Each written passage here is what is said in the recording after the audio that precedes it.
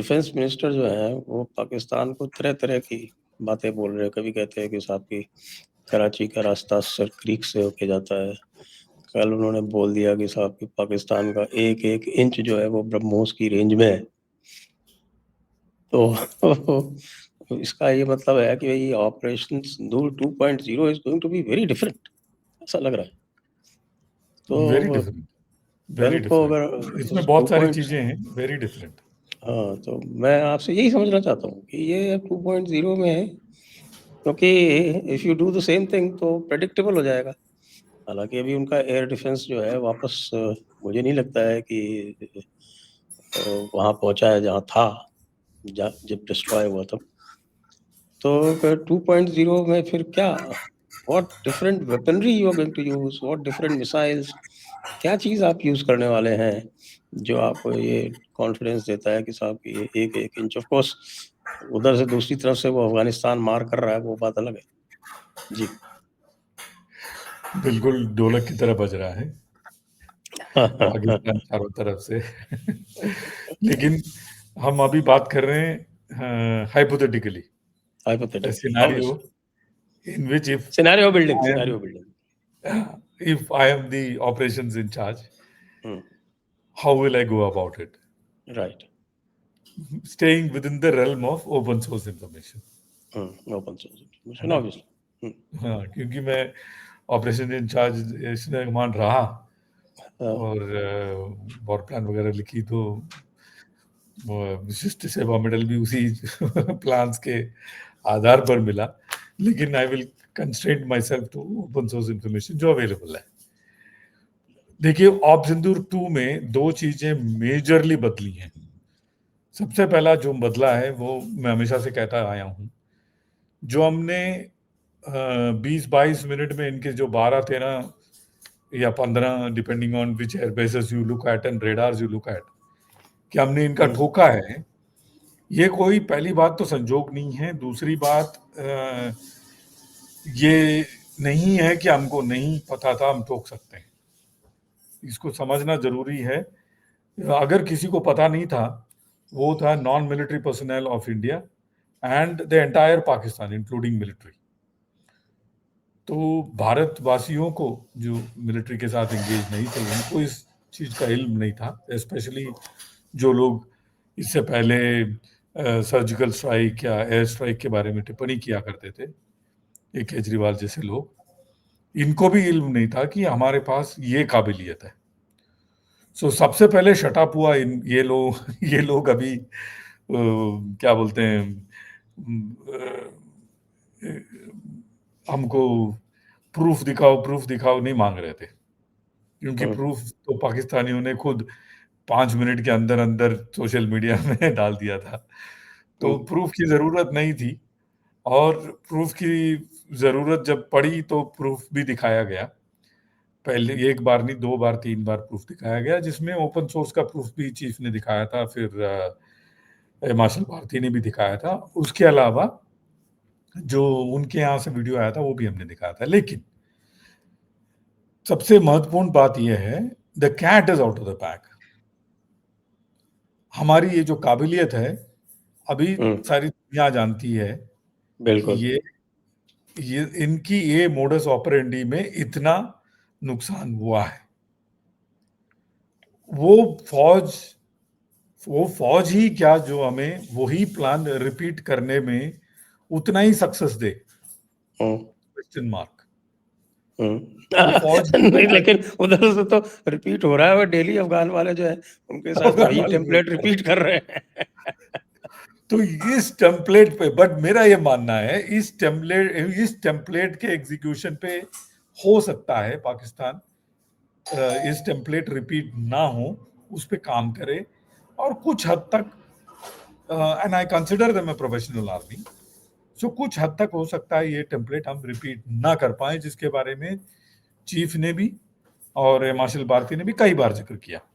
Chief ने तो 2 बार जिक्र किया कि यही प्लान हम दोबारा से एग्जीक्यूट करने में हमें हो सकता है मुश्किलात आए, या फिर एनिमी उस पे ये प्लान दोबारा से एग्जीक्यूट ना हो, उस पे ऑलरेडी काम कर रहा हो।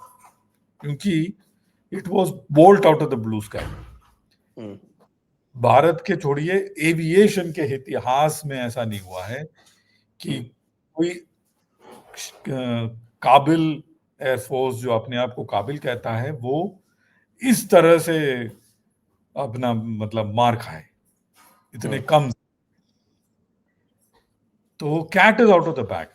ये प्लान हमें मालूम था कि हम सक्सीड करेंगे और बहुत ही कारगर तरीके से सक्सीड करेंगे। एक वेव नहीं, कम से कम 12-15 वेव सक्सीड करेंगे।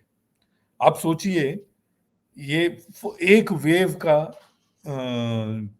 इफेक्ट इतना रहा कि आज तक रहीम यार खान उबर नहीं पाया। ये अगर 15 बार बैक टू बैक अगर हम रिपीट कर देते 4-5 दिन में, Pakistan air force would have been struck the stone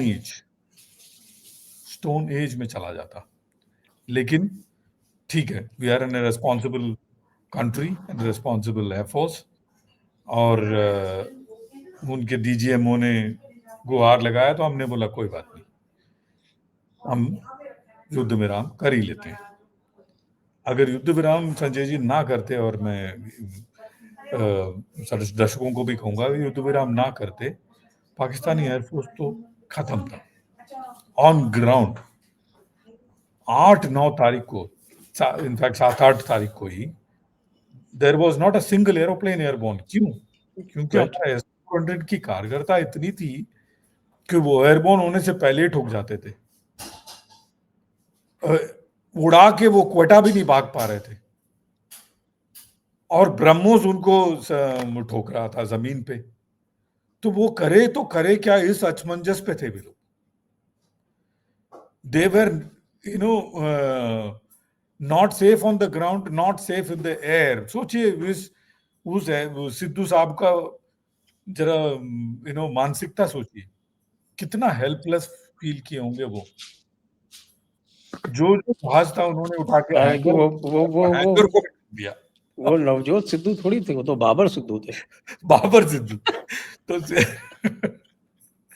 Sidhu साहब ने, आप उसमें जाके देखिएगा, ये मैं नहीं बोल रहा हूँ, सिद्धू साहब ने सुना उस दिन रात को बहुत दारू पी के टुल हो गए वो, क्योंकि उनको समझ में नहीं आया कि करे तो करे क्या, जमीन में भी सेफ नहीं है, हवा में भी सेफ नहीं है।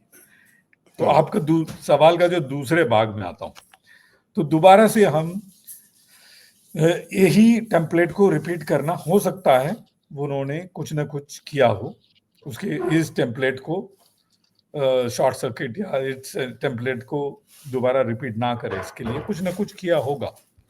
वो है दूसरा भाग जो आपके सवाल का।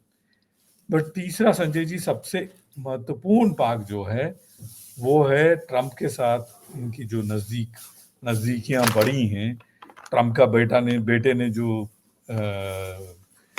स्टार्टअप खोला है बिटकॉइन का पाकिस्तान में, और ट्रंप ये बोलता है कि मेरा सबसे अजीज दोस्त है असीम मुनीर और शहबाज शरीफ, तो इसको नजरअंदाज नहीं किया जा सकता।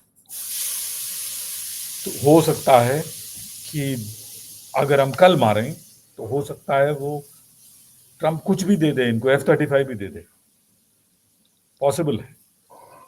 तो उस एरिया को हमें उस होल को हमें प्लग करना होगा। उसको प्लग करने की 2 तरीके हैं। पहली बात, समय उसको करेगा, क्योंकि पाकिस्तान ऐसा देश है जो अपने पैर में कुल्हाड़ी मारने में सक्षम है। तो हो सकता है पाकिस्तान अपने पैर में कुल्हाड़ी मारे और ट्रंप के से इनकी नजदीकियां दूरियों में बदल जाए। वो अपने आप ही हो सकता है कर दें, या 2-4 पाकिस्तानी यूएस में जाके कर दें, मोहम्मद अट्टा जैसे लोग कोई ऐसा कांड कर दे कि पाकिस्तान फिर से ग्रे लिस्ट में आ जाए। वो एक भाग है।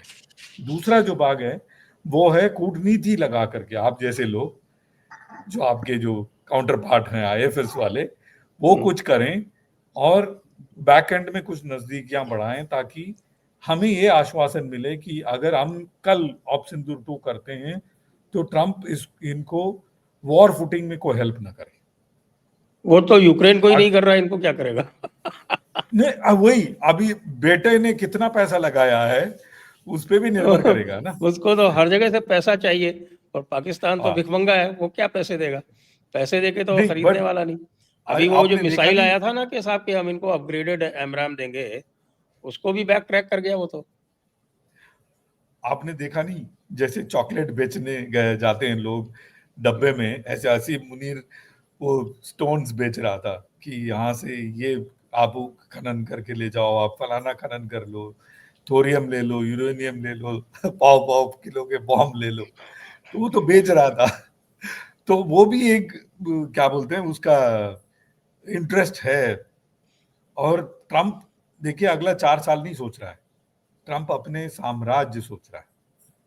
तो अगर खनन करने की परमिशन ले तो वो अपने परिवार में या अपने नजदीकी जो लोग हैं उन पे वो कॉन्ट्रैक्ट उठाएगा या उनकी कंपनियों को वहां एस्टैब्लिश करेगा और ये सुनिश्चित करेगा कि आगे जाकर के इन कंपनियों पे भारत का ब्रह्मोस ना आए। तो ये एक बहुत बड़ा एक फ्री इलेक्ट्रॉन है ट्रम्प। इस फ्री इलेक्ट्रॉन को हमें बॉन्डेड इलेक्ट्रॉन बनाना होगा। उस पे हमारा काम जो है आज जोर शोर से चल रहा है और ये काम खत्म होने में अगर हमारे क्या बोलते हैं प्लान अनुसार चले तो ये काम खत्म होने में हो सकता है 6 महीना लग जाए। तो 6 महीने तक ऑप सिंदूर का 2 का पॉसिबिलिटी थोड़ा कम नजर आ रहा है। इसमें भी मैं एक कैवियाट लगा दूंगा, कल को ये पाकिस्तानी कुछ आके भारत में पहलगाम जैसा कुछ करे जो करने में ये सक्षम है और करने में काबिलियत रखते हैं, क्योंकि इनका लोकल पॉपुलेशन सपोर्ट अभी भी बरकरार है कुछ कुछ इलाके में, तो हो सकता है ये करें। उस समय हम फिर से हाथ पे हाथ धरे कर नहीं बैठेंगे, फिर से हम उनके टेरर इलाके में फिर से ठोकेंगे। उसका जो खामियाजा कैसा भुगतेंगे हम, वो कल असीम मुनीर ने स्पीच में बता दिया आपको। कल का जो स्पीच रहा असीम मुनीर का, मैं बोलूंगा कि दर्शक जो सुने नहीं जाके सुनिए। वो तो कह रहे हैं अगर हम ठोकेंगे उनको तो वो न्यूक्लियर से हमें मारने की क्षमता रखता है और मारेगा। और वो क्यों ऐसा बोल इन रहा अ है? Nuclearized environment, environment in a nuclearized typical environment. Typical English of Pakistani वो पंजाबी। तो वो अब एक्सटेम्पोर नहीं बोलता है, पढ़ पढ़ के बोलता है, उसका कोई स्पीच पढ़ राइटर के, नहीं हाँ, है। वो लिखा भी होगा उसने पाकिस्तानी पंजाबी में। उर्दू में लिख के इंग्लिश में पढ़ रहा होगा। बट एनीवे, बट बात यह है कि वो न्यूक्लियराइज्ड एनवायरनमेंट की धमकी किस बिना पे दे रहा है वो समझना जरूरी है। उसके लिए मैं एक एग्जांपल दूंगा। शिव जी के गले के अराउंड आप देखेंगे एक काला नाग बैठा है, सर्प। वो शिव जी के गले में बैठ करके गरुड़ को भी हाय हेलो बोल सकता है और गरुड़ कुछ नहीं कर सकता। क्यों? क्योंकि वो शिव जी के गले में लिपटा हुआ है। अगर शिव जी के गले में ना हो करके जमीन पे आके गरुड़ को हेलो बोल पाएगा? वो नहीं। तो ये जो शिव जी के गले में, शिव जी का गला जो है वो है ट्रम्प, और वहां पे ये पपियां चपियां पा करके यहाँ आके हमें आग दिखा रहा है।